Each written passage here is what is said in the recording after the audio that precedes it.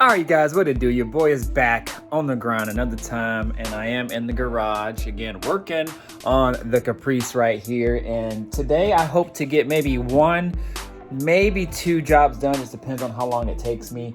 I really would only like to spend maybe a couple hours out here.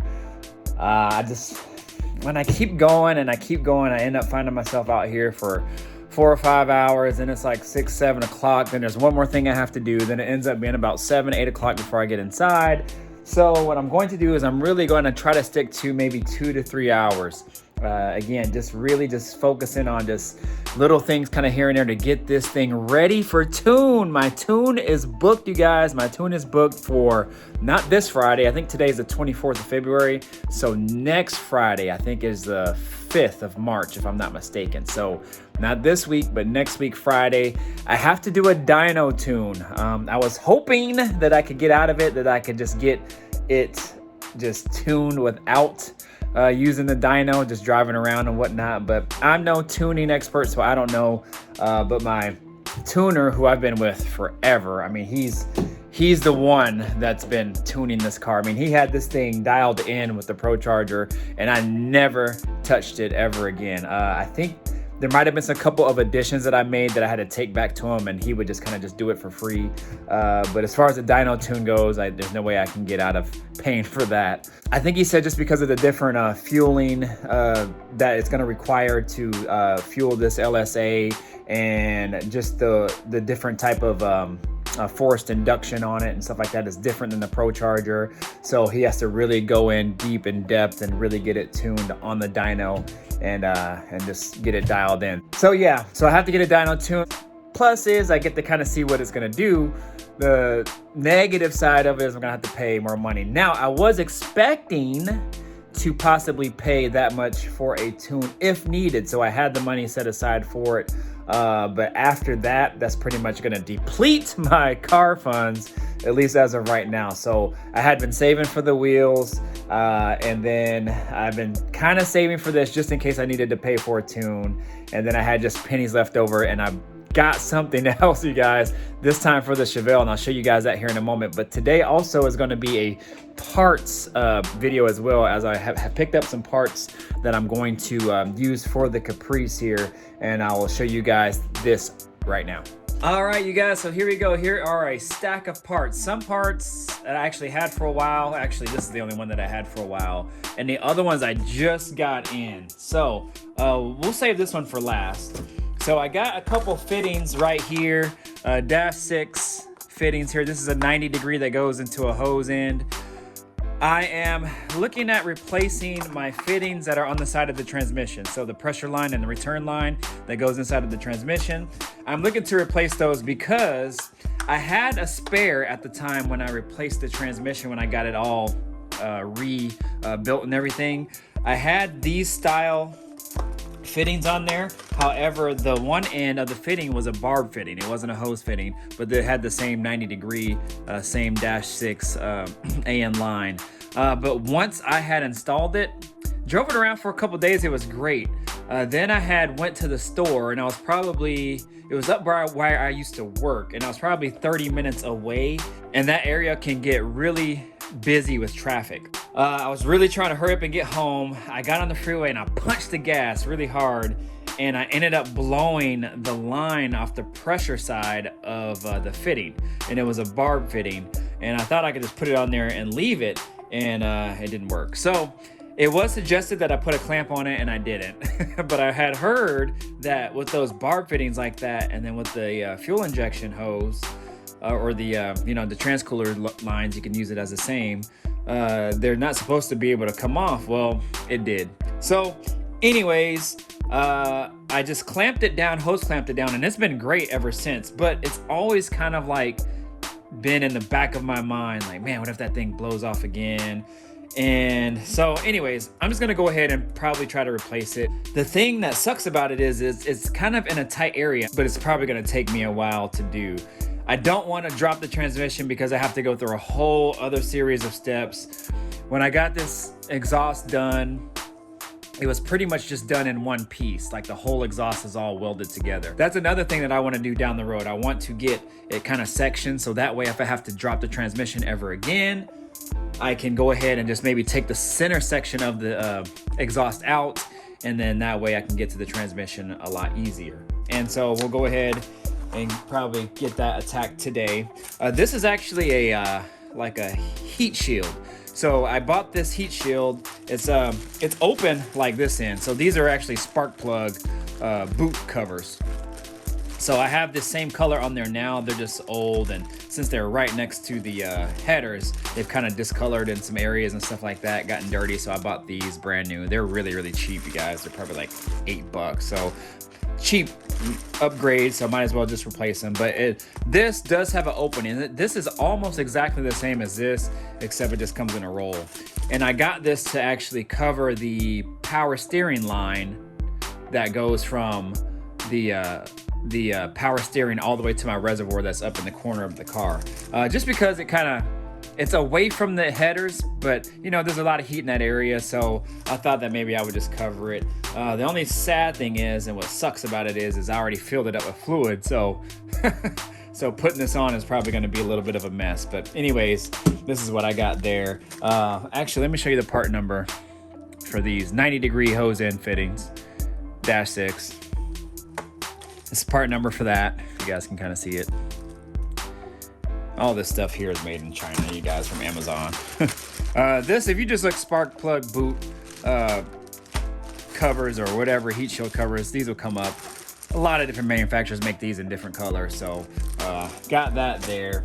This is some header wrap, again, from Amazon. I've been wanting to potentially wrap at least the bottom side of my passenger side header, just because I have some wires and also my transcooler lines running next to the bell housing of the transmission, and also my header kind of runs right there. So I have it kind of zip tied away from it, and there's a fair amount of room, but again, you know, exhaust and headers, you know, dissipate a lot of heat. And so I thought that I would maybe just wrap that in. I got this in black. I usually get gold, but I tried something different this time. So again, cheap from Amazon. What is the part number on this? I actually used this style before for my Regal. So that's that there, fiberglass. And it does come with, I think it comes with these too. Yep, comes with these little steel locking ties, zip tie style. So I got that there. What else? Oh, so this is a 4-inch. Man, this stuff is expensive, man. These intake pipes. You can get kits off eBay for really, really cheap, but they're just kind of like a general kit, and I didn't need one that big. It actually came. They're actually for like 4.8s, 5.3s, 6.0 Escalades, Tahoe, stuff like that. So you can get a whole kit with a shield and everything. And I was gonna do that because it was like $50. But I ended up finding this for like $12.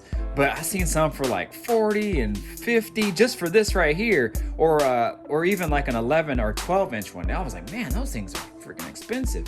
But I was able to find this one here. It's a 4-inch, so the same diameter as the throttle body, and it's 6 inches long. And actually, it's really, really nicely made. It came in this bag too. I was like, okay, you guys are stepping up your game. This is a Spectre brand. I never know how to pronounce this, you guys. I don't know if it's Spectre, or whatever.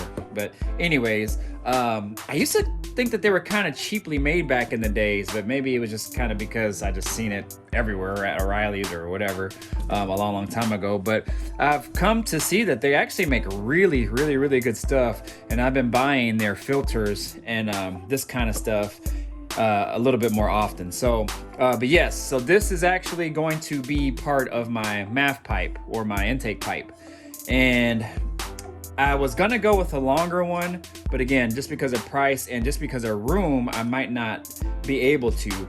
So I bought a coupler that is also 4 inches, but it's gonna be about a 45-degree bend. So if you guys know, the throttle body on the LSA is kind of like at an angle, but I needed just a little bit more angle to kind of turn this away from the radiator. So if the throttle body's here, if I had it going out straight, it would hit the radiator. So, or the electric fans, whichever one first. So I got a coupler that's gonna sit right here, and it's a 45. So that'll kind of turn it like this, and it'll kind of take it away from the radiator, and hopefully kind of run parallel to the radiator right here. Then I have a filter that I actually had for my Pro Charger, and I'm gonna stick that on the end of it here. Now I'll probably end up ordering a new filter because that one is a little bit old anyway. It's still clean, but it's old. And it actually is a 3-inch like in versus like a 4-inch, which is this. So I have a step down coupler that goes from 4-inch to 3, and then that'll attach to my my filter. But you know, sometime down the road, or sometime probably here soon, when I stack my chips back up, I will get a filter that will accommodate the size of this. So again, this is a really good brand. I think this was maybe 14 bucks, so not terrible. Oh, maybe that's the part number if you plug that in, 9719.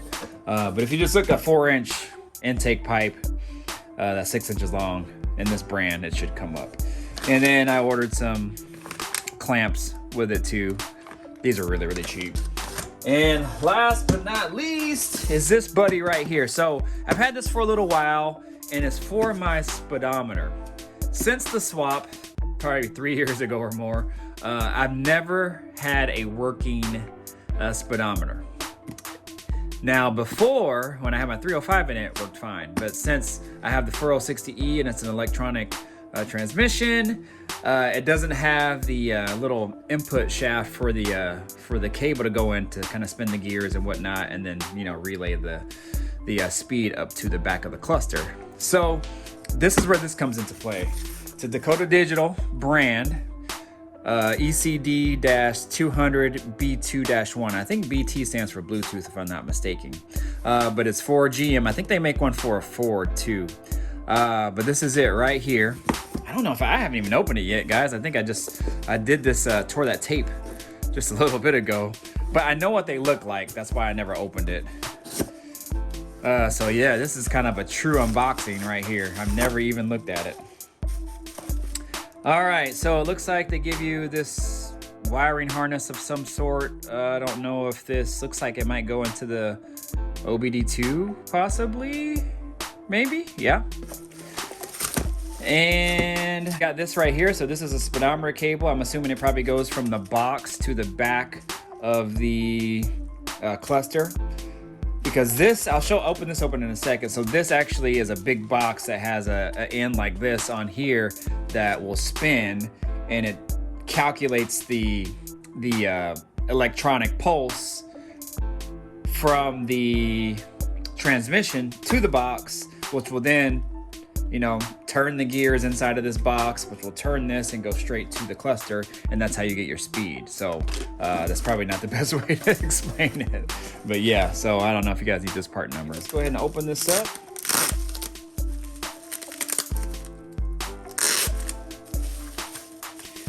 And this thing wasn't cheap, and that's one reason why I held off for so long. I mean, it was 250 bucks. But 250 bucks for something that you really, really, really don't need at the time is a lot of money to spend if you don't really need it at that particular time. But you know, it's been long enough, and I'm ready to kind of get this speedometer cable hooked up. It's kind of just hanging under my car. But this is what it looks like here, you guys. And so you have, again, I think information coming from the 460E. As far as the speed goes, it's able to calculate it in this box and then translate that to, I'm assuming there's hardware and gears inside of here that basically breaks it down, translates it to this end, which spins this cable, and then the other end of the cable will go into the back of the cluster of my car. So yeah, so I've heard some good things about this. I personally wish that it was smaller, because I have no idea where I'm gonna put it. I kind of maybe have one idea. I think I might try to see if it will work in the spot where my cruise control was originally, but we'll see if this will extend that far. But yeah, I'm excited to get this rolling. So this is going to be not today, but something that I'm going to do definitely here in the upcoming week. So that's pretty much it for parts, you guys. And again, just trying to get this thing dialed in. I got some more hose clamps that I need to put on for the coolant that flows through the heat exchanger and all that. So I got to put that in, and just some other odds and ends. But I can't leave the video without showing you this come up that I got. Man, I am super excited about this. You know, the best things come when you're not looking. And I look for parts so much, so much, that stuff on Facebook Marketplace just seems to just pop up.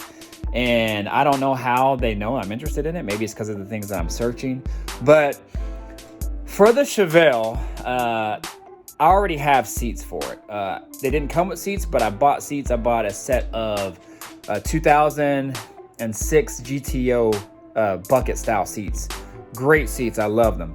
They're heavy. They're really, really heavy seats, and they're big. They're wide. That's what I mean. They're like wide. They're also tall.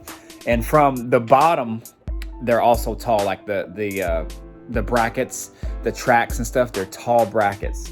So I actually had to cut one of them down because I have one installed in the Chevelle right now, kind of temporarily, but it pretty much is in place where it would be if I left it in there. So, and I already had Chevelle like stitched over the GTO and stuff like that because I was going to use them. I was pretty much set on using them. But I've always kind of been browsing for other seats just because I really like the GTO seats, but I'm not totally in love with them. Also, I was hoping that I could find something where the seat belts were kind of self-contained with the seats. The Chevelle does not have shoulder straps per se. They do, but they actually hang right here. I was hoping that I could find a set of seats that had the seat belts already attached to the seat. That way I don't have to worry about at least putting seat belts in and installing them in a car that had a bench seat for one. And then I would have to not only worry about putting a new set of seat belts for the outside of the driver's side and the passenger side, but I also have to worry about bolting in another strap on the other side of the bucket seats, since I'm running bucket seats, so they can actually latch and hold you in. Also on the old school cars, a lot of the old school cars that are I don't know what years, shoulder straps that are coming into play, let's just say late 70s. The Chevelle doesn't have shoulder straps. So I know they have a strap up here, and I haven't really dug into what that strap is for, if it's actually a over the shoulder strap or if it's just like an extension. I don't know. I actually have one. I probably should go look at it. But, you know, I've never really been inside of a Chevelle before besides my own. So I really don't know. But yeah, it's just another kind of headache, so to speak. And if I could find a set of seats that were more kind of self-contained, then that's what I was hoping for. So with that being said, I'm going to show you guys these seats. And let me just go ahead and show you right now. Ready? Y'all ready? Ooh, wee! Yeah! I don't even know if this area does this any justice. Let me go this way. That might be a better shot. All right, so these seats are actually from a 2006 BMW 330 Ci. So it's the small kind of compact coupe convertible. I think the 3 Series is one of the, if not the smallest one that you can get. I think there's another one that's smaller, but as far as their main line, it kind of goes 3 Series and then up. But these seats right here, what I really liked about them, and when you guys first kind of look at them, they're not like over the top, and my interior is not going to be over the top. I didn't want something super flashy. Like my mom had a 645 Ci. Those seats were really nice, but they were like really sporty. Fit the car, but if I was going to use those seats for my Chevelle, it probably would look good, but it's not exactly the look that I would be going for. And then these style seats, they actually have a couple different versions of them. I've seen some with like different stitching, different patterns. as far as, you know, like how this has a big square here on the back, and then it has like the smaller one and then the smaller one. I've seen some that have a little bit different pattern on them and whatnot. The bolsters on the side might be a little bit more prominent, and even on the bottom of the seat as well.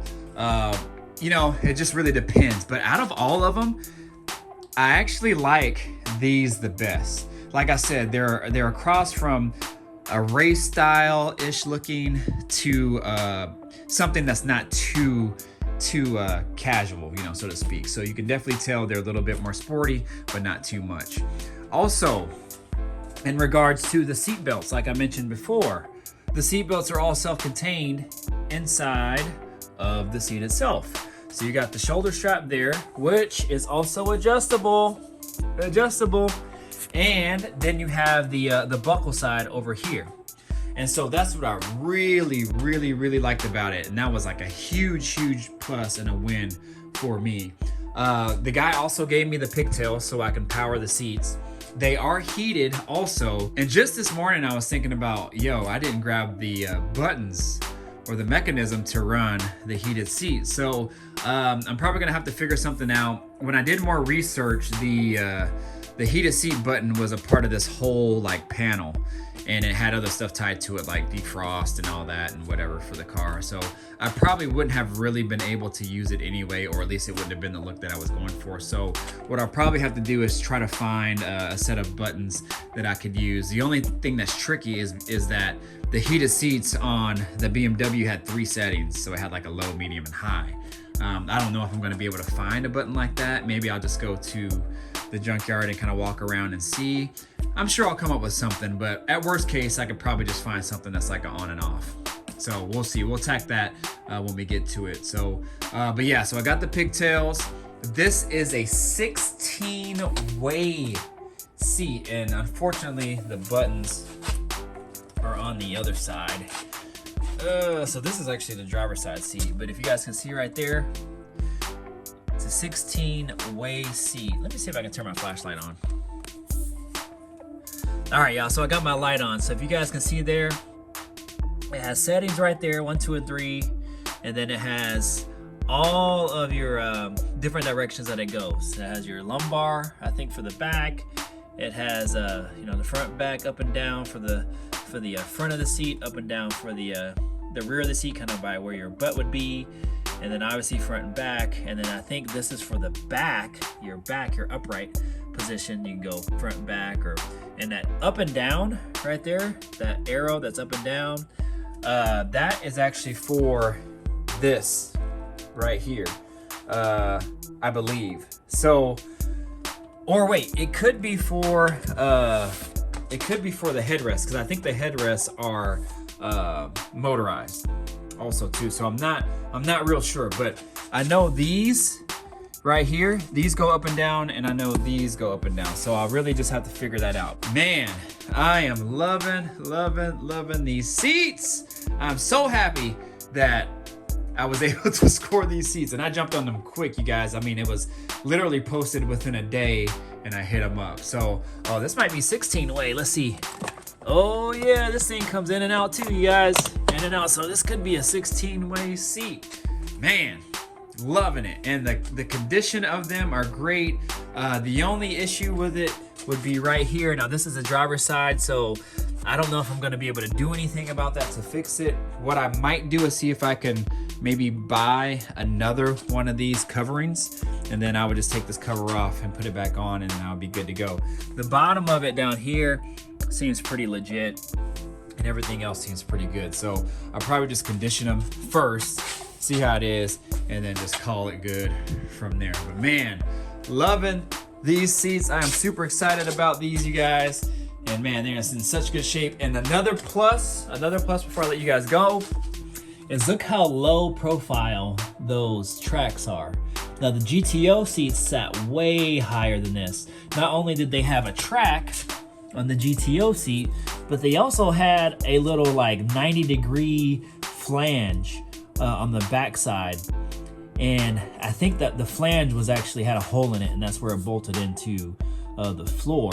But yeah, so I had to cut that off. I had another flange on the other side. I had to cut that off, and it was just a hassle. But these are like super, super flat. So I'm hoping I'll be able to work on them. Maybe even the tracks will line up to what the GTO seat is in the Chevelle right now, but we'll see, you guys. But man, this is a super, super come up. This is exactly the look that I'm going for the Chevelle. But let me flip this camera around, you guys. So yeah, that is pretty much it as far as what I got going on today. I'm gonna go ahead and call it on this video, but hope you guys enjoyed the parts. You guys already know what's coming. I'm not gonna probably really show anything as far as like me installing things on the car. That is pretty much done, at least as of now. I will probably do a video on the box though, the speed converter box. So I probably will do a video on that. But as far as everything else, I mean, no need to. But yeah, you guys, stay tuned. Oh, there is one more thing that I got, and I'll show you guys. It's not a huge deal, but I got this right here. So this is a bypass for a micro bypass for my radio. Now, I haven't had a new radio in like forever, and I didn't really realize that they were doing this in some of the newer radios, but just for safety purposes, and since a lot of these radios have big screens, some play videos and things like that. So what they did is they put some type of safety on them, so you can't really access anything on the radio without the car having to be, I think, in park, or no, the emergency brake has to be on. And when the emergency brake is on, it sends a certain signal to the radio, and then it basically triggers the radio to open up as far as you being able to access the settings and things like that on the radio. Otherwise, if you take the emergency brake off, then once you're driving, I think it'll still play, but you can't like turn the volume up and down and things like that, from what my understanding was. And that would be really annoying. So, or let's just say like you wanted to turn down the treble or turn up the bass or something. You couldn't do that while you were driving the car. I guess the head unit needs to see a certain signal, like on off or something weird like that, that the emergency brake provides. I don't know. So anyways, to make a long story short, I saw this, a guy do a video on this bypass unit. And it allows you to run the deck anytime you wanted to. So that's another project I'm gonna do. So, but yeah, I don't know what part number this is. I just got it on Amazon. This is what it says right here. I don't know if you guys can see that, but yeah. So anyways, it's like a micro bypass. Just look it up, YouTube it. There's tons of videos on it, whatnot. So, but yeah, that's pretty much it now, you guys. That's all I got going for the day. I'm gonna go ahead and try to attack this transmission part of it and be done with it, so I don't have to think about it. Peace of mind, I'm good. All right, so you guys know what to do. Like, comment, subscribe, share, do all of that good stuff, y'all. Stick with me if you're new. Definitely think about subscribing, you guys. Definitely follow along. There's more to come. Trust me, there is more to come on this channel. Also, if you guys aren't following my Instagram, definitely go follow my Instagram, because I post a lot of things as far as car related stuff a lot sooner than I do on these videos. Sometimes I do, sometimes I don't. But there's also other things on there as well. But I post some car stuff on there too. So give me a follow on that, you guys. And shoot, I'm out of here. Deuces. Peace out.